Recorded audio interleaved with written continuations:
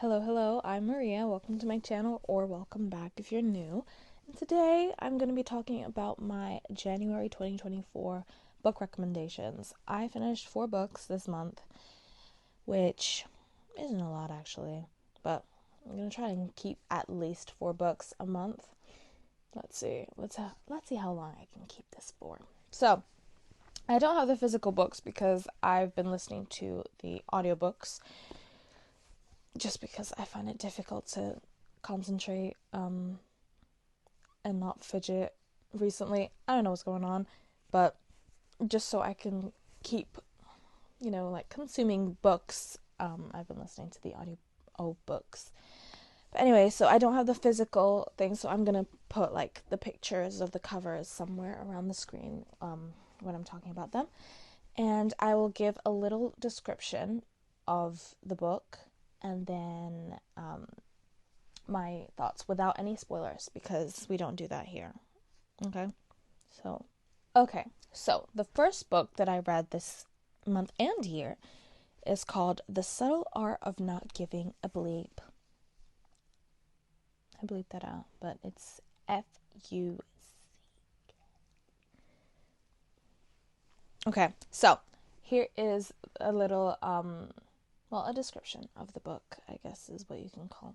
So, it reads, The Subtle Art of Not Giving an F, a counterintuitive approach to living a good life, is a 2016 nonfiction self-help book by American blogger and author Mark Manson. The book covers Manson's belief that life's struggles give it meaning and argues that typical self-help books offer meaningless positivity, which is neither practical nor helpful, thus improperly approaching the problems many individuals face. It was a New York Times and Globe and Mail bestseller. What did I think of this book? Personally, I loved it. It genuinely really did open my eyes in a lot of aspects, and I've been on a roll of wanting to listen to more self-help books and new year, new me. And I've listened to some. I won't name them because also I cannot remember their names. Poor memory. Sorry. I've listened to some that I didn't really like and I didn't feel that they were adding anything or saying anything new, or the direct opposite, which was that they were it felt like they were trying to be really outlandish and new and fresh, but in reality what they were saying didn't even make sense, at least not to me. But this book, completely different from that. I absolutely loved it. It is a bit brutal at first, and I wasn't, because I don't know, I guess that is definitely a fault, that I expected the book to in a way coddle me and slowly ease me into solutions. This book does not do that. I don't know why I thought it was going to do that, judging by the title of the book.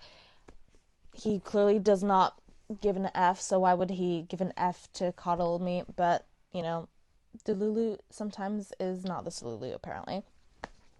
But this book really opened my eyes in how to take accountability, not even accountability, that's not the right word, responsibility for things that aren't my fault. And he explains the difference between being at fault and having a responsibility in the same situation. Again, I won't spoil it, and I don't think that I would be able to explain it better than the author did anyways.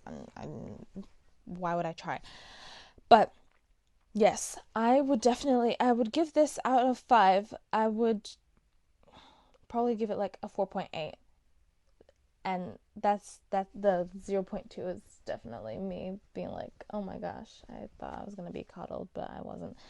But yeah, it's a great book, and if you're looking to kind of change, or at least just listen to other perspectives on how to deal with life's problems, this, that, and the other, I highly recommend this book. Now, for the second book I read this month and year, it is The Good Son. Oh my god! Oh my god. Let me explain. Okay, so the description for this book is that it's essentially a gruesome story of Yijin, who wakes to find himself covered in blood and his mother unalive. He has no recollection of what has happened. Then he starts to hear of young women in his area being unalived by a third party and going missing. So he tries to figure out Wagwan, basically. Dude, this book is really good. She's really good. I love this book from beginning to end. I was confused a lot of the time. Every time I thought, oh, I think I know what's going on. No, you don't know what's going on, girly pop. You don't. And the end, again, no spoilers here. We don't do that. But the end,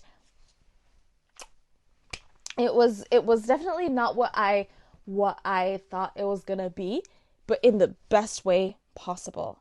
I love this book. I give it a 5 out of 5. Girl, I've been recommending this book to everybody. It's by a Korean author. I should have named the author. Called Jung Yoo-jung. Briskies, read or listen to this book. If you're into like thrillers and just discovering things as it like things not being handed to you in the book, you're gonna like this one. You're gonna love this one. So the third book that I listened to is called Klara and the Sun. Klara and the Sun is the 8th novel by the Nobel Prize winning British author Kazuo Ishiguro. From her place in the store, Klara, an artificial friend with outstanding observational qualities, watches carefully the behavior of those who come in to browse and of those who pass on the street outside. She remains hopeful that a customer will soon choose her, but when the possibility emerges that her circumstances may change forever, Klara is not warned not to invest too much promises. Klara is warned. Sorry, she is warned. I was like, wait, she was. Yeah. Not to invest too much in promises of humans, especially kids, in this case. In Klara and the Sun, Kazuo Ishiguro looks at our rapidly changing modern world through the eyes of an unforgettable narrator to explore a fundamental question. What does it mean to love? This book is great. I was confused throughout a lot of it. It's not the kind of book, at least for me, where it wasn't particularly exciting, and I don't mean that in a bad way. It was quite monotonous. You were hearing a story, but the story didn't have to have its humongous ups and downs for it to be exciting. It was still very, very interesting trying to understand how the world could possibly be seen from artificial intelligence point of view. So that was really interesting. I, however, pardon me, I would give it about a 4. Because of the ending. I was expecting more from the ending. It wasn't bad, but it continued the monotony for me. But still a great read. Very, very interesting and thought-provoking. So if you're into that stuff, definitely look into reading or listening to this book. And the last book I listened to this month is called The Song of Achilles. Now, you may or may not have heard about this book. I'm here to tell you. Double thumbs up, girly pop. So, the description reads as follows. Greece in the age of heroes. Patroclus, an awkward young prince, has been exiled to the court of King Peleus and his perfect son Achilles. By all rights, their paths should never cross, but Achilles takes the shamed prince as his friend, and as they grow into young men, skilled in the arts of war and medicine, their bond blossoms into something deeper.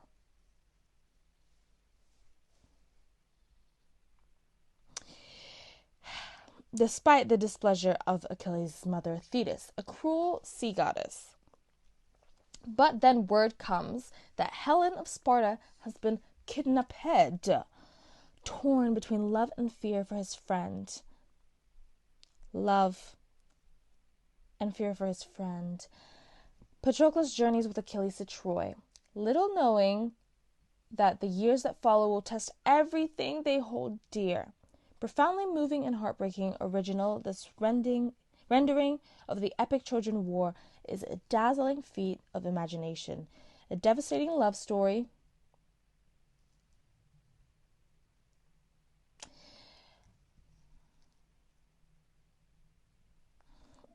and an almighty battle between gods and kings, peace and glory, immortal fame, and the human heart. This book is lovely. This book is lovely. This book is, and it is lovely. Okay?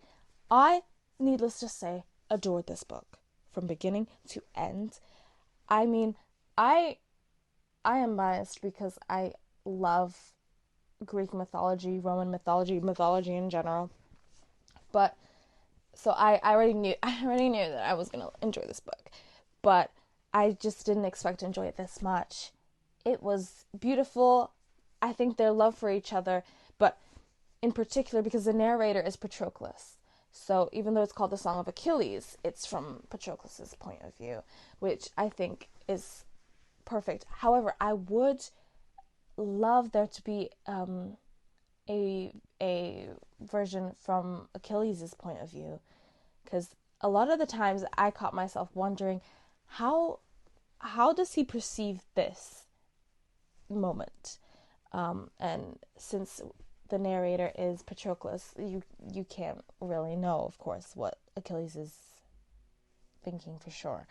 But how Patroclus, seeing Achilles from Patroclus's eyes was beautiful, and I just want someone to look and think of me as Patroclus did of Achilles. I saw some people talking about how they thought their love for each other was superficial. I didn't feel that way at all. I felt that it was love. You know, they were in love with each other by all extents of the word, and it was absolutely beautiful, truly beautiful. But yeah, so those are my 4 books of the month that I read, listened to. If you have any book recommendations, please leave them in the description, and I will try to listen to as many of them as possible. Yeah, no spoilers, we don't do that here, but please just give me recommendations, and if you want to give me a brief description from your point of view, because sometimes descriptions can be aren't gonna have spoilers, and we don't want that. But I hope you enjoyed this video, and I will be making book recommendation videos once a month, and hopefully I will have a lot of book recommendations and not just one a month, because that would be horrible, and I can't be doing that. But I will also be doing K-drama book reviews. So no, that makes no sense. K-drama reviews, because I love me some K-drama. So stay tuned for that, and don't forget to like, comment, and subscribe. I think that's everything. Yeah. So peace. Let's go.